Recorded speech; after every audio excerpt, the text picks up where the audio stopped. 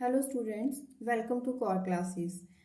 Today we will discuss CHE02 block 1 and unit number 2 which has name periodicity. Now what is periodicity?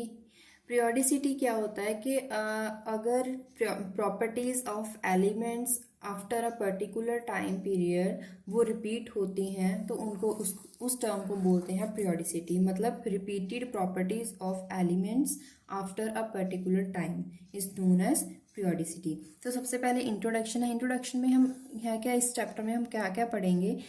कुछ various parameters हैं, various definitions हैं जिनके basis पे हम properties of elements count कर सकते हैं. वो प्रॉपर्टीज हम इसमें डिस्कस करेंगे और ये देखेंगे कि एलिमेंट्स का उन प्रॉपर्टीज पर क्या इफेक्ट पड़ता है और उसकी वजह से जो पोजीशन है ऑफ एलिमेंट्स कैसे उसकी डिस्कस की गई वो हम इस चैप्टर में डिस्कस करेंगे. जिसमें सबसे पहला टॉपिक आता है atomic radii. Atomic radii means radius of the atom.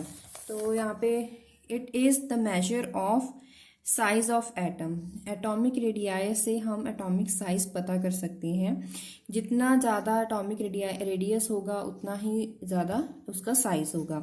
According to wave mechanics ये हम जानते हैं कि जो न्यूक्लियस है उसके आसपास इलेक्ट्रॉन्स रिवॉल्व करते हैं around the nucleus in the particular orbit. But जो इलेक्ट्रॉन क्लाउड है उसका जो बाउंड्री है वो डेफिनिट नहीं है, उसका पाथ डेफिनिट नहीं है.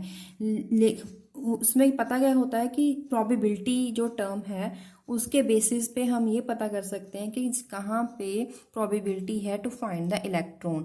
There is very small probability of finding electron at infinite distance from the nucleus. मतलब जैसे जैसे हम अवे फ्रॉम द न्यूक्लियस जाते हैं probability of finding electron decrease करती जाती है. तो इसकी डेफिनेशन क्या पढ़ेंगे. The radius of an atom can be defined as distance from the center of nucleus to the point where electron density is virtually zero. मतलब अगर यहाँ पे कोई एटम है उसमें सेंटर में क्या है न्यूक्लियस. न्यूक्लियस के सेंटर से लेकर वहाँ तक डिस्टेंस जहाँ तक probability of finding electron is maximum उस डिस्टेंस को हम क्या बोलेंगे atomic radius. It is just like the radius of a circle. Four types: covalent radius, crystal or metallic radius, van der Waals radius, ionic radius. Covalent radius सबसे पहले discuss करते हैं. Covalent radius क्या होता है. It is the half of the distance between two nuclei. दो atoms के जो न्यूक्लियाई है उनके बिटवीन जो डिस्टेंस है उसका अगर हम डिवाइड कर दें by 2 it is known as covalent radius. For example suppose यहाँ पे कोई ए एटम है, यहाँ पे दूसरा एटम है, ए एटम सेम. तो इसमें क्या है कि ये पड़ा है इसके सेंटर में न्यूक्लियस लोकेटेड है. Centre from the centre of the nucleus to the distance to the other up to the distance to the centre of the nucleus. मतलब between the centre of the nucleus जितना distance होगा उससे क्या बोलेंगे covalent distance बोलेंगे. और इस covalent distance का अगर हम हाफ कर दें तो क्या बचता है कोवलेंट रेडियस. तो यही डेफिनेशन है. Half of the distance between the nuclei of two like atoms bonding together by a single covalent bond. Homo nuclear for example homo means same means अगर ए टाइप कोई atom है उसे क्या बोलते हैं homo diatomic molecule. Is for example fluorine F2 Cl2 Br2 I2 these are known as homo nuclear diatomic molecules. इसमें जो radius है जिसे मैंने लिखा है RAA this is also known as bond length और also known as inter nuclear distance. और हम इसे कोवलेंट रेडियस भी बोल सकते हैं. तो हम इसे न्यूमेरिकली कैसे लिखेंगे RA is equals to half of RAA. एक एटम का न्यूक्लियस का सेंटर दूसरे एटम के न्यूक्लियस के सेंटर का जो डिस्टेंस है उसका हाफ क्या होगा एटॉमिक रेडियस होगा. कुछ मैंने यहाँ पे एक टेबल बनाया है.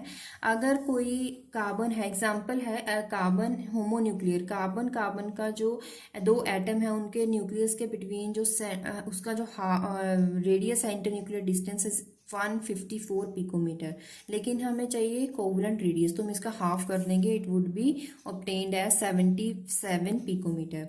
ऐसे ही होमोन्यूक्लियर डायटोमिक मॉलिक्यूल है, वो है क्लोरीन Cl2। Cl डिस्टेंस कितना है between the centre of the nucleus is 198 picometre, उसका हाफ करेंगे 99 पिकोमीटर, हमें क्या मिल जाएगा, कोवलेंट रेडियस। अगर हम हीट्रो न्यूक्लियर रेडियस की बात करें, like A and B type, जिसमें ए और बी दोनों डिफरेंट हैं, दोनों एटम्स डिफरेंट हैं, तो उनका जो बॉन्डिंग होगा वो प्योरली कोवलेंट होगा। और बॉन्ड लेंथ उसकी कैसे मेजर करेंगे, R A plus R B, मतलब कोवलेंट रेडियस पहले हम निकाल लेंगे आर ए एटम के लिए, फिर निकाल लेंगे बी एटम और दोनों को ज्वाइन कर देंगे, it is known as R A B. For example silicon carbon bond length जो है वो 193 पिकोमीटर है और कार्बन का जो कोवलेंट रेडियस है वो 77 पिकोमीटर। तो हमें फॉर्मूला पता है कि carbon silicon internuclear distance is equals to the sum of covalent radius of silicon and covalent radius of carbon. तो हम इनमें वैल्यूज पुट करके सिलिकॉन रेडियस हम फाइंड आउट कर सकते हैं, which is obtained at 116 picometre. Next है van der Waals radius. Van der Waals radius क्या है, इसमें भी same half of the distance between the nuclei of two atoms. अगर कोई दो एटम्स नेबरहुड में है या फिर एडजेसेंट मॉलिक्यूल्स के जो एटम्स होंगे, कोई भी दो एटम्स, उसमें जो न्यूक्लियाई के बिटवीन का, जो एक न्यूक्लियाई का और दूसरे न्यूक्लियाई के बिटवीन जो डिस्टेंस होगा उसका अगर हाफ कर दे तो उसे क्या बोलेंगे, वैंडरवाल्स रेडियस बोलेंगे। तो इसमें कोवलेंट रेडियस और वैंडरवाल्स रेडियस में डिफरेंस क्या है, यहाँ पे मैंने डायग्राम बनाई है, आप डायग्राम से देखिए।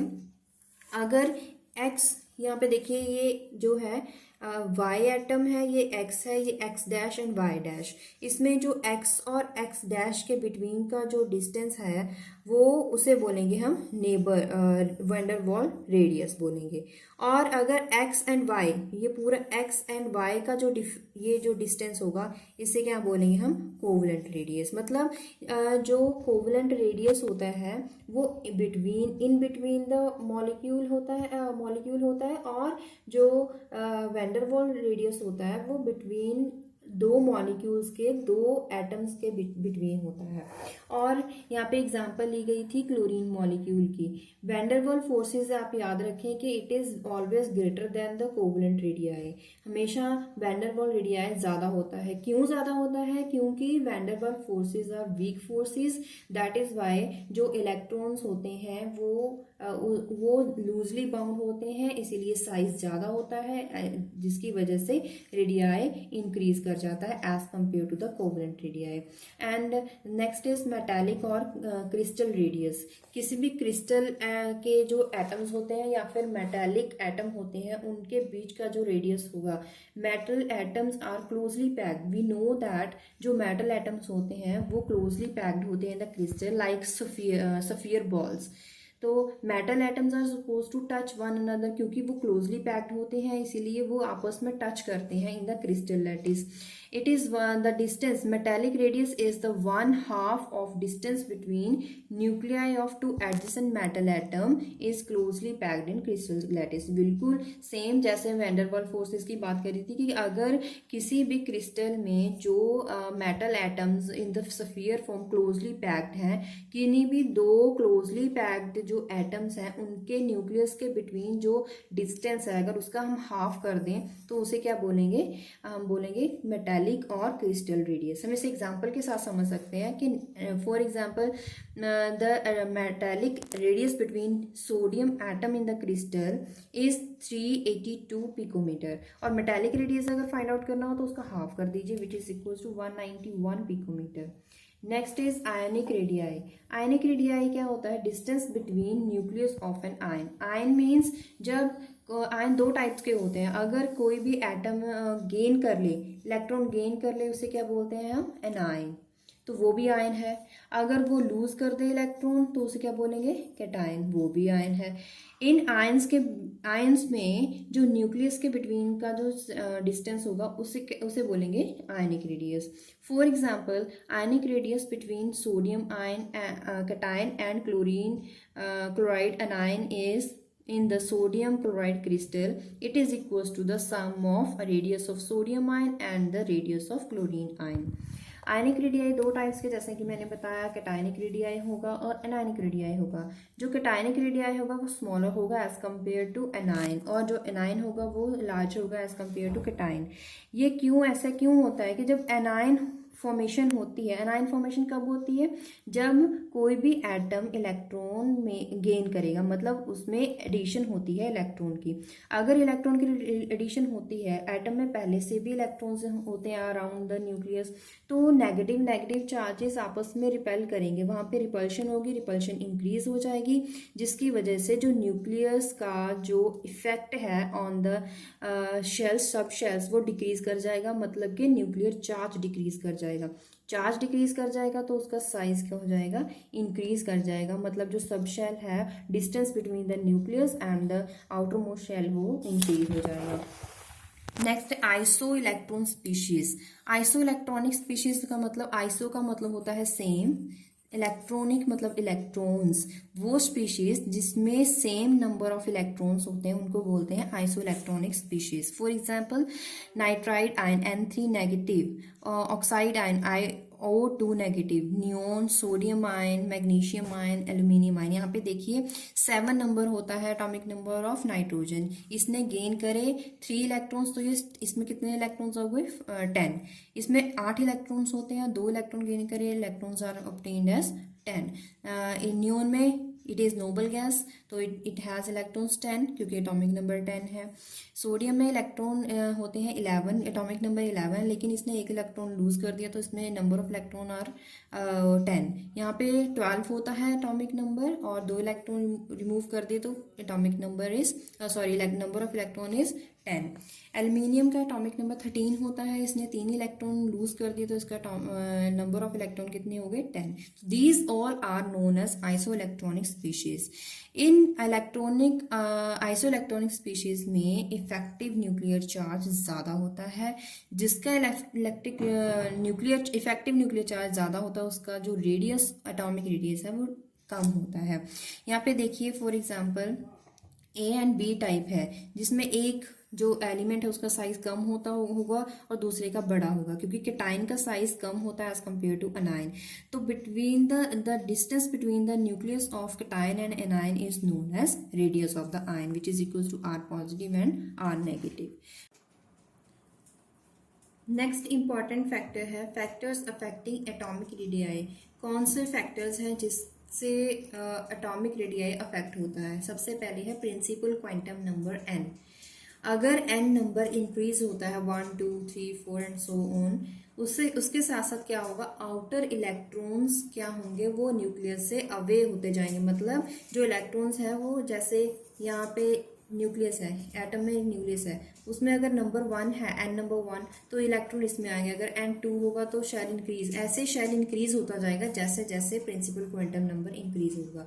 और जैसे जैसे शेल इंक्रीज होंगे, नंबर ऑफ शेल इंक्रीज होंगे, तो distance between the nucleus and the outer most shell वो भी इंक्रीज होता जाएगा। अगर और किसकी डेफिनेशन है, एटॉमिक रेडियाई डेफिनेशन है, इसका मतलब है एटॉमिक रेडियाई भी इंक्रीज करेगा। आई रिपीट, जैसे जैसे प्रिंसिपल क्वांटम नंबर इंक्रीज होता है, जो इलेक्ट्रॉन नंबर ऑफ सबशेल होंगे वो भी इंक्रीज होंगे, और उनमें जो इलेक्ट्रॉन्स होंगे वो उनका distance between the outer most electrons and the nucleus will also goes on increasing, जिसकी वजह से एटॉमिक रेडियस भी इंक्रीज होगा। Next is effective nuclear charge. Effective nuclear charge मतलब, इसका मतलब क्या है कि जो न्यूक्लियस है वो आउटर मोस्ट इलेक्ट्रॉन को कितने फोर्स के साथ बाइंड करके रख सकता है, उसे बोलते हैं न्यूक्लियर चार्ज। जितना न्यूक्लियर चार्ज ज़्यादा होगा, उतना force of attraction between the outer most electron and the nucleus वो इंक्रीज होगा। जितना वो इंक्रीज होगा उतना ज़्यादा न्यूक्लियर चार्ज इंक्रीज होगा, और जितना चार्ज इंक्रीज होगा उतना जो एटॉमिक रेडियाई है वो डिक्रीज होगा। greater the effective nuclear charge, greater the force of attraction और जो इलेक्ट्रॉन क्लाउड होगा वो पुल किया जाएगा इनवर्ड टू द न्यूक्लियस, जिससे distance between nucleus and electron decrease करेगा और एटॉमिक रेडियस भी डिक्रीज करेगा। नेक्स्ट इफेक्ट है ऑक्सीडेशन स्टेट। ऑक्सीडेशन स्टेट मतलब जितनी ज़्यादा होगी, जितना उस पर ऑक्सीडेशन स्टेट का नंबर जितना ज़्यादा होगा, उसका मतलब है उसने उतने ज़्यादा पॉजिटिव ऑक्सीडेशन स्टेट की बात कर रही हूँ, जितनी ज़्यादा उस पर पॉजिटिव चार्ज होगा उसका मतलब है उसने उस एलिमेंट ने उतने ज़्यादा इलेक्ट्रॉन्स लूज करे हैं और उसका साइज उतना कम होता जाएगा। क्यों? क्योंकि उसका इफेक्टिव चार्ज इंक्रीज होगा। जितना higher the oxidation state, higher will be the effective nuclear charge and atomic radius would goes on decreases. For example, ferric ion is smaller in size than ferrous ion.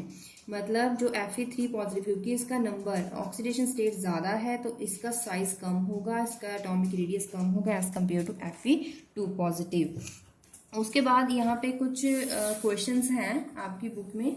Questions हम पढ़ लेते हैं। सबसे पहला question है, assume that atoms are touching each other। दो atoms touch कर रहे हैं, एडजेसेंट एटम्स हैं। what would be its nuclear distance between two fluorine atoms। दो फ्लोरीन एटम्स हैं जो एडजेसेंट है, बिल्कुल पास नेबरहुड में है, तो उसका कोवलेंट, जितना उसका कोवलेंट रेडियस होगा उसको अगर डबल कर देंगे तो क्या होगा, न्यूक्लियर डिस्टेंस। क्योंकि हमने कोवलेंट रेडियस की डेफिनेशन क्या पढ़ी थी, it is the half of the distance of inter nuclear distance between the two adjacent atoms. अब उसका उल्टा क्या होगा, उसका कन्वर्स कर देंगे तो क्या होगा, double of the covalent radius is equal to the inter nuclear distance between the two fluorine atoms. उसके बाद है next question, filling the blanks. Atomic radii are of 4 types. कौन कौन सी टाइप्स पढ़ी थी, covalent radius, van der Waal radius, metallic radius, ionic radius. Next fill up है, van der Waal radii are always greater than the covalent radii. हम पहले ही पढ़ चुके हैं कि covalent radii are less than the वैंडरवाल, क्योंकि उनमें फोर्स ऑफ अट्रैक्शन का डिफरेंस होता है। Covalent radius of an atom is larger than the cationic and less than the anionic of the same atom. In isoelectronic species, anion radius is always greater than the cation radius। मतलब चाहे electron आइसोइलेक्ट्रॉन species हो और other than आइसोइलेक्ट्रॉन species हो, जो size होगा radius of anion is always greater than the size of cation. हमने उसके बाद नेक्स्ट हम पढ़ेंगे पीरियोडिसिटी इन एटॉमिक रेडियाई। इसका मतलब है कि according to period and according to group कैसे एटॉमिक रेडियाई अफेक्ट करता है। लेकिन सबसे पहले उसके पहले हम एक रूल पढ़ते हैं जिसका आगे यूज होगा, वो है स्लैटर्स रूल। स्लैटर्स रूल क्यों, इसमें क्या पढ़ेंगे, हम पढ़ चुके हैं अभी तक न्यूक्लियर चार्ज। जो न्यूक्लियर चार्ज क्या होता है कि अगर एटम के बिटवीन सेंटर में जो न्यूक्लियस है उसका इफेक्ट कितना है उसके इलेक्ट्रॉन पे, जो उसके साथ इलेक्ट्रॉन है। लेकिन हमें पता है कि किसी भी एटम में वेरियस नंबर्स ऑफ शेल्स होते हैं और इसमें वेरियस कितने नंबर ऑफ इलेक्ट्रॉन्स होते हैं। तो जितने भी शेल्स होंगे उसमें जो इलेक्ट्रॉन्स होते हैं उसमें क्या होता है कि जो लेसर शेल है उसमें जो इलेक्ट्रॉन प्रेजेंट है वो न्यूक्लियस के साथ वो इलेक्ट्रॉन क्या करता है, स्क्रीनिंग इफेक्ट शो करता है। स्क्रीनिंग मतलब उसे शील्ड कर लेता है। जो ये इलेक्ट्रॉन है, it is shielded by the inner subshell electron from the nucleus, जिसकी वजह से जो एक्चुअल न्यूक्लियर चार्ज है वो उतना नहीं आ पाता, उसकी वैल्यू से कम आता है। जितना ऑब्जर्व न्यूक्लियर चार्ज है, it is less than the actual nuclear charge. वो डिफरेंस कितना है और क्यों है उसको डिटर्मिन करने के लिए स्लैटर रूल बनाया गया है। It provides the numerical value of effective nuclear charge which is denoted by Z*। Each electron is said to experience less than the actual nuclear charge। मतलब actual nuclear charge से less experience किया जाता है effective nuclear charge, जो nuclear force है। It is because of the shielding और screening effect। वो अभी मैं आपको बता चुकी हूँ।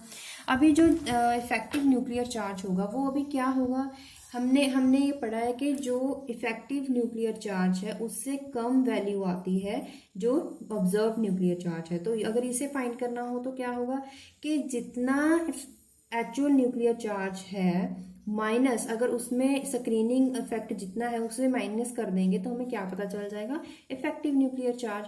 तो इफेक्टिव न्यूक्लियर चार्ज क्या है, it is equals to the atomic number Z minus S। Z is the atomic number of any atom and S is the screening constant. It is known as screening constant or shielding constant. Z effective is known as Z minus S.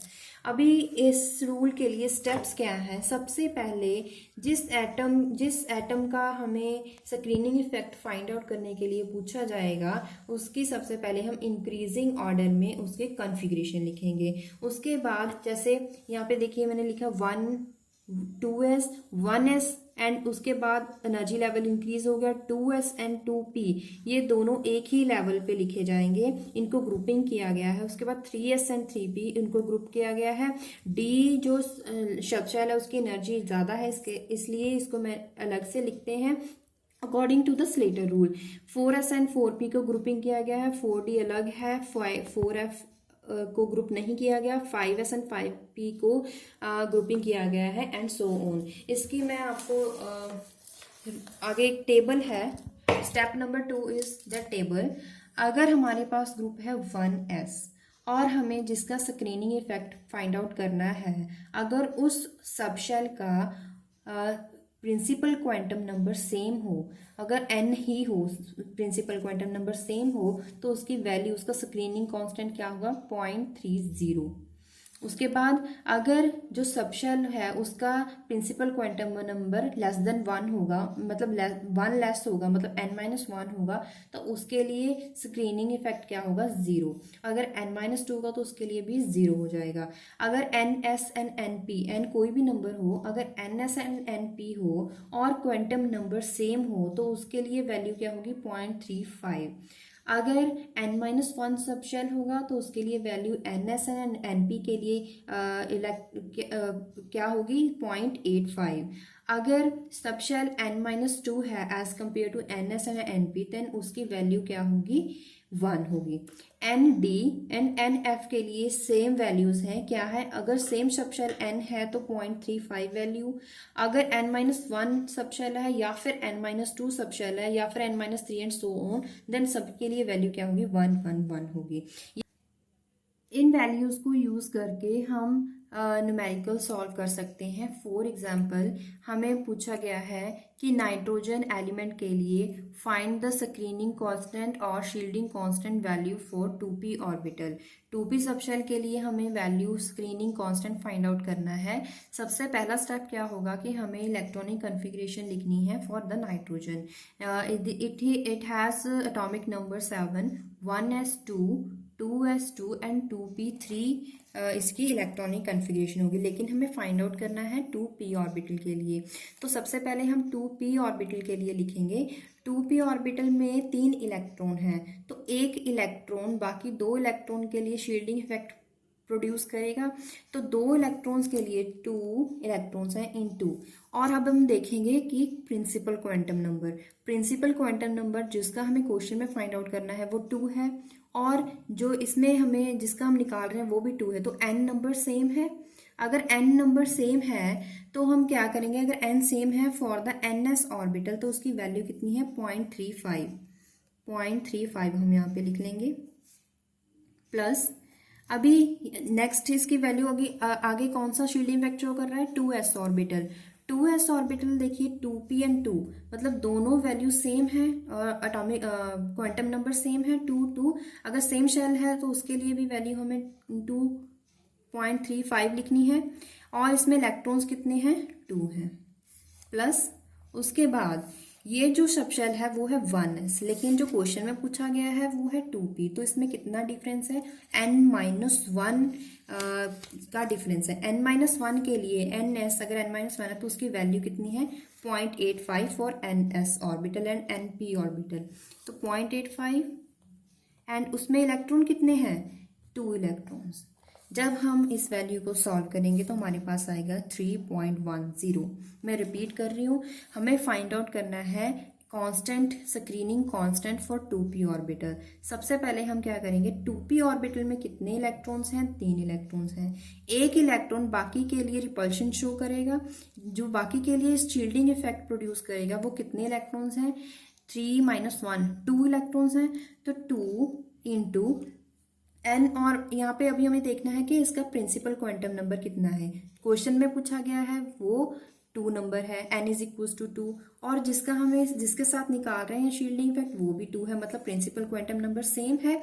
अगर principal quantum number same है for ns and np orbital, तो देखिए value कितनी है, 0.35। हमने यहाँ पे लिख दिया 0.35 प्लस आगे 2s ऑर्बिटल में इलेक्ट्रॉन्स कितने हैं, 2 इंटू, अभी देखिए क्वांटम नंबर भी सेम है।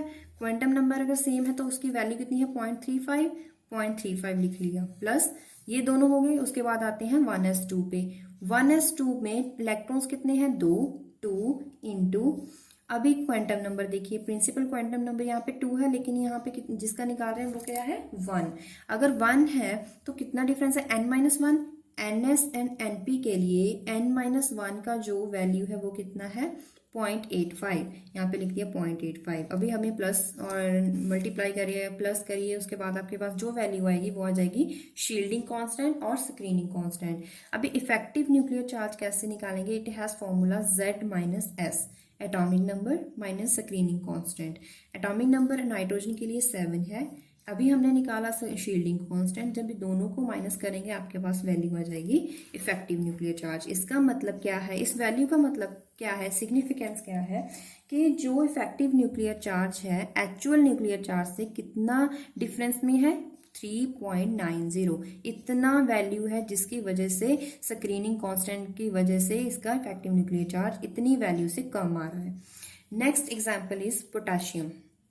पोटेशियम के लिए फाइंड आउट करना है हमें 4s इलेक्ट्रॉन के लिए, फाइंड फॉर 4s इलेक्ट्रॉन। अभी सबसे पहले स्टार्ट करते हैं 4s इलेक्ट्रॉन्स के। 4s इलेक्ट्रॉन में एक इलेक्ट्रॉन है, पूरे ऑर्बिटल में सिर्फ एक इलेक्ट्रॉन है, तो ये इलेक्ट्रॉन किसी भी इलेक्ट्रॉन के लिए रिपल्शन शो नहीं करेगा, तो इस इलेक्ट्रॉन के लिए स्क्रीनिंग इफेक्ट 0 हो जाएगा, वो हम नहीं लिखेंगे। उसके बाद आते हैं 3p6 के लिए, 3 and 3s2 एन, यहाँ पे ये ग्रुपिंग है इसकी, तो इसके लिए हम क्या करेंगे, 3s2 3p6 3, और यहाँ पे प्रिंसिपल क्वांटम नंबर 3 है, लेकिन जिसका निकालना है वो 4 है।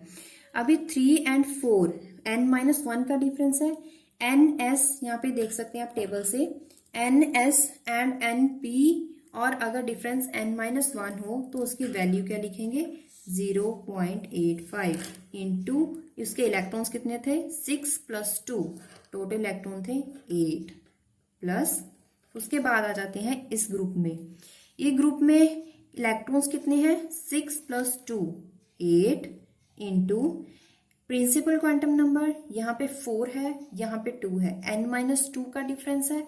देखिए ns एंड np के लिए जो डिफरेंस n-2 है उसके लिए वैल्यू कितनी है, 1, 8 इंटू 1, प्लस उसके बाद 1s2, नंबर ऑफ इलेक्ट्रॉन्स कितने हैं, 2 इंटू 4s का निकालना है, लेकिन जिसके साथ निकालना है उसका नंबर है 1, तो इनका डिफरेंस क्या है, n-3 का डिफरेंस है। मैंने बोला था कि n-3 का डिफरेंस है तो उसके लिए भी वैल्यू क्या होगी, 1 होगी, तो यहाँ पे हमने क्या लिख दिया, 1। जब इसको सब पूरी वैल्यू को सॉल्व करेंगे आपके पास आंसर आएगा 16.80। इफेक्टिव न्यूक्लियर चार्ज का फॉर्मूला है Z-S। Potassium has atomic number 19 minus 16.80 is equals to 2.20. Next example is zinc. Zinc में जो में निकालना है स्क्रीनिंग कांस्टेंट 4s ऑर्बिटल के लिए निकालना है। अगर 4s के लिए निकालना है तो हम क्या करेंगे, सबसे पहले स्टार्ट करेंगे 4s से। 4s ऑर्बिटल में इलेक्ट्रॉन, 2 इलेक्ट्रॉन है, एक इलेक्ट्रॉन दूसरे इलेक्ट्रॉन के साथ रिपल्शन शो करेगा, तो एक इलेक्ट्रॉन हो गया। क्वांटम नंबर देखेंगे, principal quantum number here is same, अगर सेम है तो उसके लिए वैल्यू कितनी थी, 0.35। उसके बाद 1 इंटू 0.35 प्लस उसके बाद हमें देखना है 3d ऑर्बिटल के लिए। इसमें इलेक्ट्रॉन्स कितने हैं 10 इंटू 3d, यहाँ पे प्रिंसिपल क्वांटम नंबर 3 है और जिसका हमें निकालना है वो 4, तो n-1 हो गया।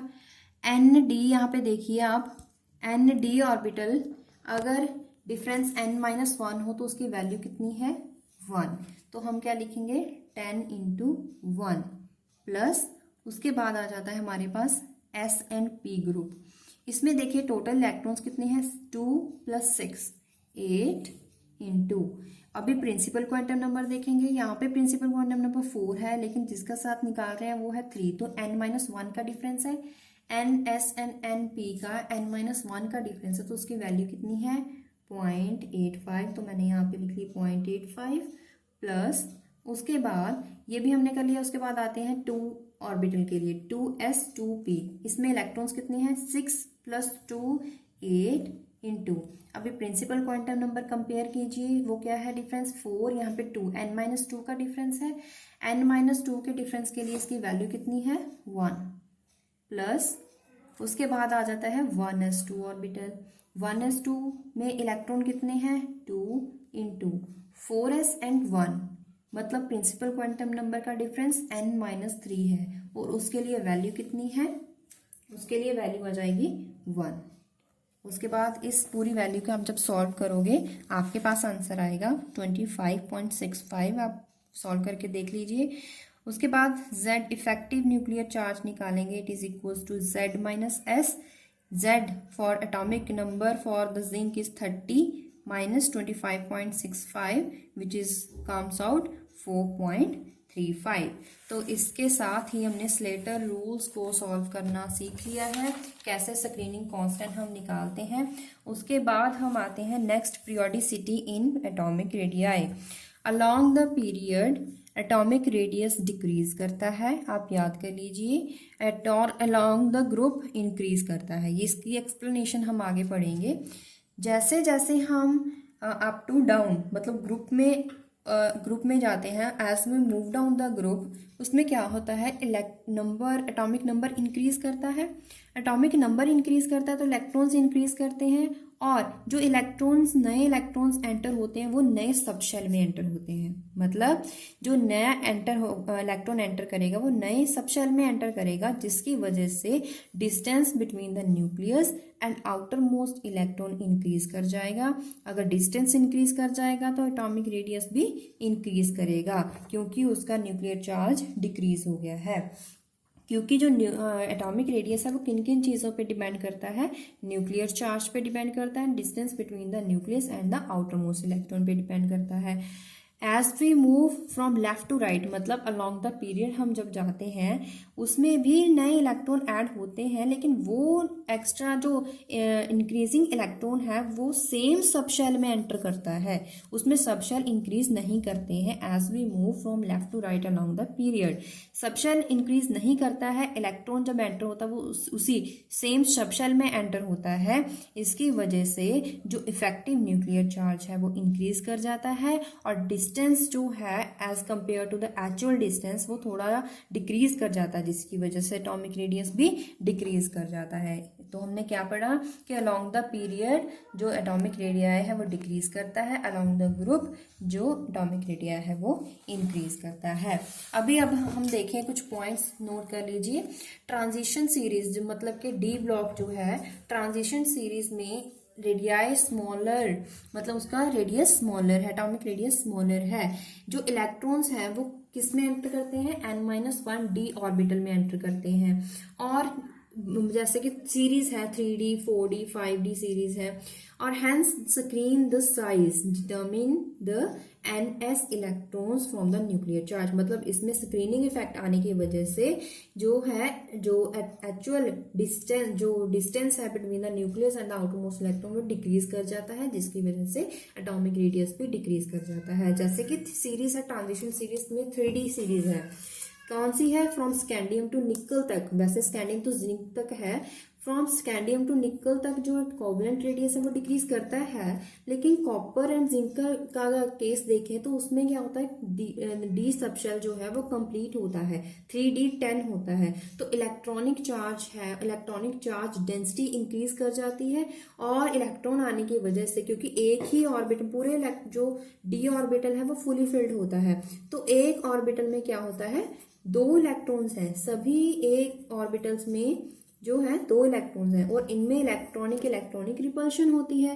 रिपल्शन होने की वजह से कोवलेंट रेडियाई क्या हो जाता है, इनका इंक्रीज कर जाता है, बट वेरी लेस, इंक्रीज करता है बट वेरी लेस एक्सटेंट में। Across first transition series overall decrease in radius, मतलब अगर ओवरऑल देखा जाए तो डिक्रीज ही करता है from zinc scandium to the zinc. Decrease in the size on the lanthanide series, lanthanide series जो एफ ब्लॉक है, even less than the first transition series, इतनी कम वैल्यू, इतना कम डिक्रीज है। इन दीज n-2f, मतलब जो नया इलेक्ट्रॉन है वो n-2f ऑर्बिटल में एंटर करेगा, इसकी वजह से जो इसका शील्डिंग इफेक्ट होता है वो कम होता है। अगर शील्डिंग इफेक्ट कम होता है तो न्यूक्लियर चार्ज क्या कर जाता है, इंक्रीज कर जाता है। जितना ज्यादा स्क्रीनिंग होगा उतना इफेक्टिव न्यूक्लियर चार्ज कम होता है, हमने अभी पढ़ा है according to Slater rule. There is a point to be noted that 4f electron have poor shielding effect, और इसकी वजह से जो साइज है वो डिक्रीज कर जाता है ऑफ द लैंथेनाइड सीरीज, इसको बोलते हैं लैंथेनाइड कॉन्ट्रैक्शन। ये बहुत इंपॉर्टेंट टॉपिक है, लेकिन आपके लिए जस्ट डेफिनेशन आ सकता है, the steady decrease in the size of atom, जो स्टेडी ग्रेजुअल डिक्रीज आता है इन द साइज और रेडियस ऑफ द एटम्स और ions of lanthanides with increasing atomic number from lanthanum to lutetium, from atomic number 57 to 71 तक जो decrease आता है, it is known as lanthanide contraction. इसका reason क्या है, फ्रॉम लैंथेनम टू लुटिटियम हमें पता है कि एटॉमिक नंबर इंक्रीज करता है। अगर एटॉमिक नंबर इंक्रीज करता है तो जो पॉजिटिव चार्ज है वो भी इंक्रीज करता है। जितना ज़्यादा पॉजिटिव चार्ज होता है तो फिर उसका जो एटॉमिक साइज है वो तो डिक्रीज करेगा है। और दूसरा रीज़न है कि इसका आयनिक रेडियस इज ग्रेटर है as compare to screening effect, क्योंकि हम पढ़ चुके हैं जो 4f इलेक्ट्रॉन्स होते हैं उनका शील्डिंग इफेक्ट कम है, तो इसकी वजह से रेडियस जो है आयंस का इंक्रीज कर जाता है। इसके साथ हमने क्या पढ़ा है, एटॉमिक रेडियस टॉपिक कर लिया है कि होता क्या है, कितने टाइप्स होते हैं और कैसे किन किन चीज़ों पे डिपेंड करता है, factor affecting the atomic radius पढ़ा। उसके बाद हमने स्लैटर रूल पढ़ा। उसके बाद हमने देखा कि पीरियोडिसिटी मतलब ट्रेंड क्या है along the period and the group. उसके बाद नया आगे टॉपिक है वो है आयनाइजेशन एनर्जी। आयनाइजेशन एनर्जी करने से पहले हम एक क्वेश्चन आपकी बुक में है वो सॉल्व कर लेते हैं। Compare the variation in the values of Slater's effective nuclear charge for the valence electron in period 2 and 3D series. Period 2 कौन सा है, फ्रॉम लिथियम टू नियॉन जो है वो आपका सेकंड पीरियड हो जाएगा, और जो 3D सीरीज है वो कौन सी है, जैसे सोडियम, मैग्नीशियम, एल्यूमिनियम, वो आपकी 3D सीरीज है। तो इनमें क्या डिफरेंस है nuclear charge according to the Slater rule, क्या है कि जो Z वैल्यू है effective nuclear charge value for the increases for both cases, दोनों केसेस में इंक्रीज करता है, लेकिन जो इंक्रीज है वो 3D सीरीज में ज्यादा कम है as compare to the period 2। तो ओवरऑल अगर इंक्रीज देखा जाए तो पीरियड 2 में ज्यादा है Z value as compare to the 3D series. तो उसके बाद हमें करेंगे नेक्स्ट क्वेश्चन। नेक्स्ट क्वेश्चन है, for each of the following pairs tick the one which is larger in size. अभी फर्स्ट है सोडियम एंड सोडियम कैटायन। हमें पता है कि न्यूट्रल एलिमेंट और कैटायन में ज़्यादा साइज बड़ा किसका होता है, न्यूट्रल एलिमेंट। मतलब जो ये पॉजिटिव चार्ज कैसे आया, by losing the electron, by losing the electron atomic radii decrease कर गया, एटॉमिक रेडियाई डिक्रीज कर गया मतलब इसका साइज डिक्रीज कर गया। तो ज़्यादा किसका है as compare to cation, sodium element का। ब्रोमीन एंड ब्रोमीन आयन, ये यहाँ पे कंपैरिजन किसका है, न्यूट्रल एलिमेंट एंड एनाइन का। तो एनाइन इसमें इसका साइज ज्यादा हो जाएगा। नेक्स्ट है ब्रोमीन एंड आयोडीन, इसमें दोनों ही एलिमेंट जो है वो न्यूट्रल हैं, लेकिन इसमें कंपैरिजन क्या होगा, यहाँ पे जो ब्रोमीन है वो ऊपर होता है और जो आयोडीन है वो नीचे है, तो हम क्या करेंगे यहाँ पे कौन सा इफेक्ट पड़ेंगे, डाउन द ग्रुप, मतलब ग्रुप का as we move down the group जो साइज है वो क्या करता है, इंक्रीज करता है। इसका मतलब इसका साइज ज्यादा होगा as compare to the bromine, तो इसमें आयोडीन का साइज बड़ा होगा। वैसे उसके आगे है oxygen and sulphur. Oxygen and sulphur भी सेम है, ऑक्सीजन ऊपर होता है और इसके नीचे क्या होता है, सल्फर। तो इसमें moving down the group size increase करता है, तो सल्फर का साइज ज्यादा होगा। नेक्स्ट है potassium ion and chloride anion. अगर कैटायन एंड एनायन की बात हो तो उनमें भी एनायन का साइज ही बड़ा होता है। और अगर आप कहें कि इसमें तो जो कैटायन और एनायन है वो दोनों ही डिफरेंट है, ए बी टाइप है, तो यहाँ पे देखिए potassium and chlorine, potassium and chlorine का कैसा कंपैरिजन है, along the period. Along the period जो है वो साइज डिक्रीज करता है, लेकिन यहाँ पे क्या है, यहाँ पे जो है वो वैल्यू, यहाँ पे देखिए क्लोरीन जो है अनायन है, क्योंकि अनायन यहाँ पे क्या है, पॉजिटिव। कैटायन और अनायन के बीच में जब भी कंपैरिजन आए तो उसमें अनायन वैल्यू का जो अनायन एलिमेंट का अनायन का जो साइज होगा वो ज्यादा होगा। नेक्स्ट है लिथियम एंड फ्लोरीन। अभी लिथियम एंड फ्लोरीन दोनों ही जो हैं वो न्यूट्रल एलिमेंट है, तो इसमें कंपैरिजन कौन सा होगा, from along the period. Along the period जो है वो साइज डिक्रीज करता है। और वैसे भी जो फ्लोरीन एलिमेंट है it is the highly smallest in smaller size in the periodic table because of the electronegativity of the fluorine. That's why as we move from left to right along the period जो size है वो decrease करता है, तो इसमें lithium का size large होगा। आगे है arrange the following iso electron species according to decreasing atomic radius. इनमें सबसे पहले यहाँ पे देखिए, अगर सीरीज आप यहाँ पे देखिए रैंडम सीरीज में यहाँ पे कैटायंस भी हैं, एनायन भी हैं और न्यूट्रल एलिमेंट भी हैं। तो सबसे पहले इन तीनों में किसका साइज बड़ा होगा, एनायंस का होगा। तो सबसे पहले एनायंस ढूंढेंगे। एनायंस में जितना एनायन बड़ा होगा, मतलब जितना ज्यादा उसका चार्ज हो, नेगेटिव आयन जितना ज्यादा होगा उतना ही उसका साइज बड़ा होगा। तो इन तीनों में देखिए यहाँ पे N3 नेगेटिव, इसका साइज सबसे ज्यादा होगा। उसके बाद 2 नेगेटिव, उसके बाद 1 नेगेटिव, अभी खत्म हो गए। उसके बाद कौन से आएंगे, न्यूट्रल एलिमेंट। न्यूट्रल एलिमेंट एक ही है, नियोन। उसके बाद कौन से आएंगे, पॉजिटिव एलिमेंट्स। पॉजिटिव एलिमेंट्स में क्या होगा, जो कैटायन जितना ज्यादा पॉजिटिव आयन कैटायन होगा, जितना पॉजिटिव चार्ज होगा उतना उसका साइज कम होगा। मतलब सबसे पहले हम कौन सा लिखेंगे, जिसका पॉजिटिव चार्ज कम होगा। तो सोडियम, मैग्नीशियम, फिर एल्यूमिनियम में फिर सिलिकॉन। तो ये सीरीज क्या होगी, according to the decreasing order atomic radius. Next topic है ionisation energy. As name suggest, energy required to formation of the ion is known as ionization energy, and the definition is energy required to remove the loosely bound electron। मतलब ion कैसे बनेगा, by removing cation, mainly by removing the electron. Energy required to remove the loosely bound electron from a gaseous atom in its ground state is known as ionization energy. For example, कोई भी metal है इन gaseous state, अगर वो एक electron lose कर दे तो क्या बन जाएगा, M positive. It is known as ionization energy. क्योंकि हमने एक इलेक्ट्रॉन रिमूव करवाया तो इसे बोलेंगे इसकी फर्स्ट आयोनाइजेशन एनर्जी। अगर इसी कैटायन में से हम एक और इलेक्ट्रॉन निकालना चाहें, मतलब आयोनाइजेशन एनर्जी, तो क्या हो जाएगी इसकी आयोनाइजेशन एनर्जी 2, मतलब सेकेंड आयोनाइजेशन एनर्जी। तो ये क्या बन जाएगा, by losing one more electron it becomes M2 positive. तो अभी हमने देखा कि by removing electron ionization energies first, then second ionization energy, then third ionization energy and so on. लेकिन इनमें से कौन सी आयोनाइजेशन एनर्जी की ज्यादा होगी, कौन सी कम होगी।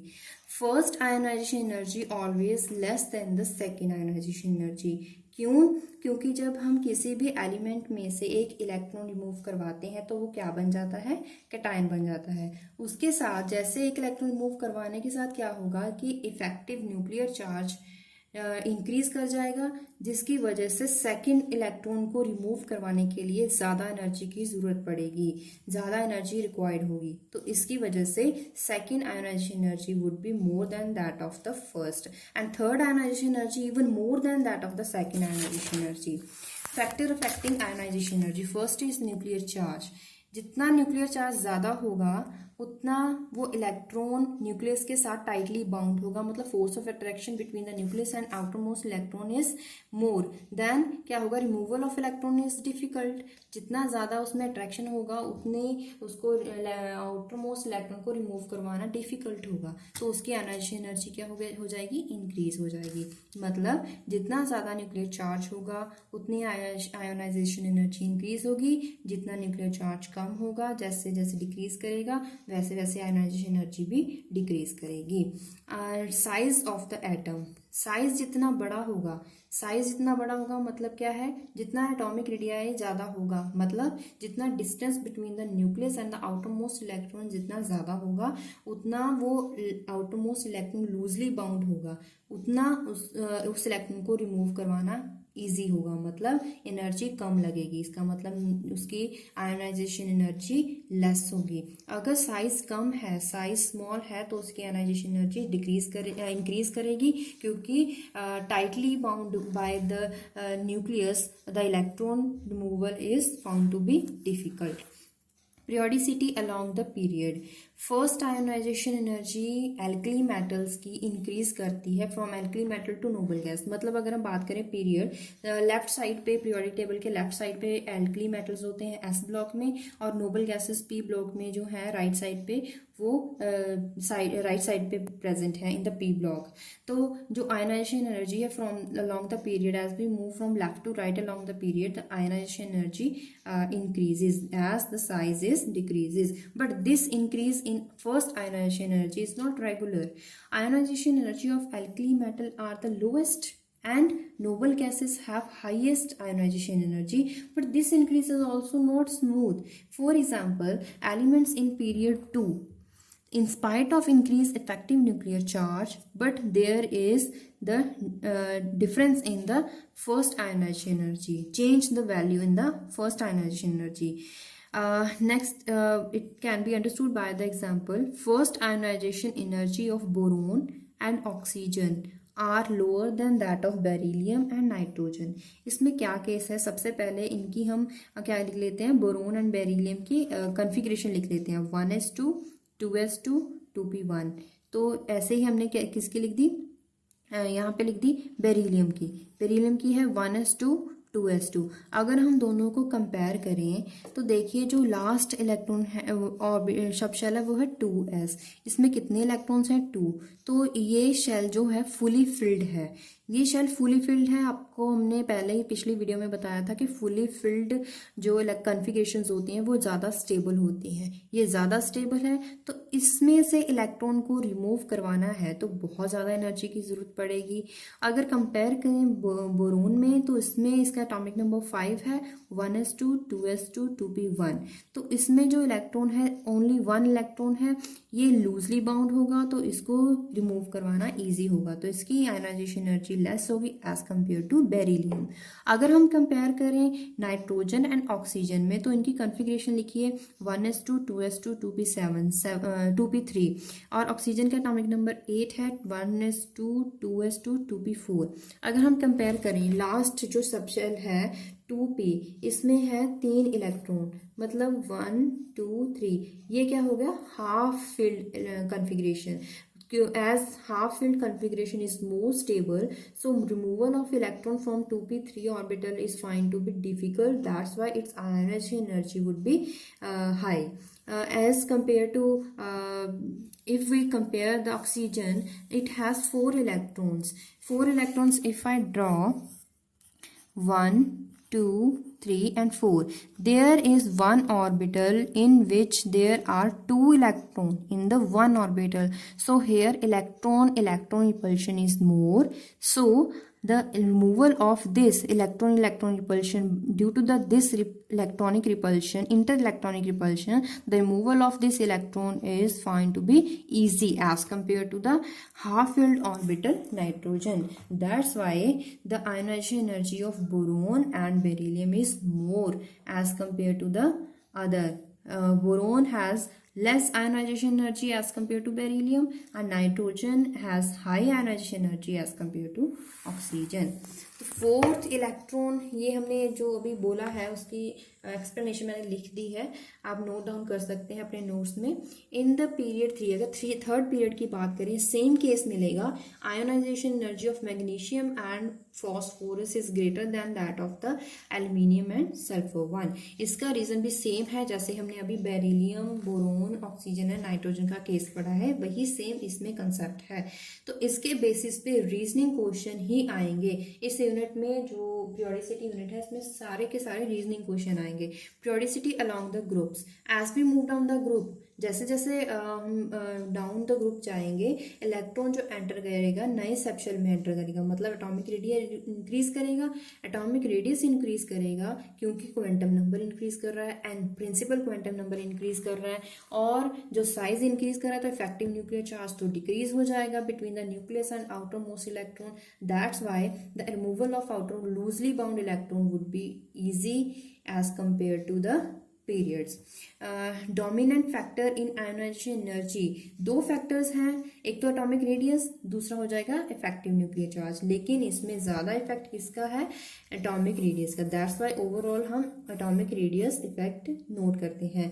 क्यों ऐसा क्यों है? क्योंकि जो इफेक्टिव न्यूक्लियर चार्ज है for the S block and p block, it remains almost steady. That's why the change है वो atomic radius में हो ज़्यादा है as compared to the effective nuclear charge.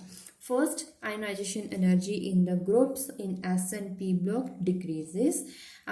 First ionization energy in the transition series 3D and 4D are almost similar, but 5D series it has smaller as compared to 3D and 4D one. And इसी के साथ हम इस topic के बाद इसके कुछ questions हैं। फर्स्ट क्वेश्चन इसका इस टॉपिक का है, explain why is second ionization energy is always greater than the first ionisation energy. अभी हमने ये डिस्कस किया था कि अगर एक इलेक्ट्रॉन रिमूव करवा दिया जाए वो कैटायन बन जाता है, मतलब कि फर्स्ट आयोनाइजेशन एनर्जी। उसके बाद जो न्यूक्लियर चार्ज होगा वो इंक्रीज कर जाएगा with the nucleus and the outer most electron, तो इफेक्टिव न्यूक्लियर चार्ज इंक्रीज कर जाएगा, तो वो उस एटम इलेक्ट्रॉन को रिमूव करवाना डिफिकल्ट हो जाएगा, जिसकी वजह से ज्यादा एनर्जी रिक्वायर्ड होगी। That's why second ionization energy is always greater than first ionisation energy. उसके बाद इसका नेक्स्ट क्वेश्चन था, which of the atom having electronic configuration have highest first ionisation energy and Y.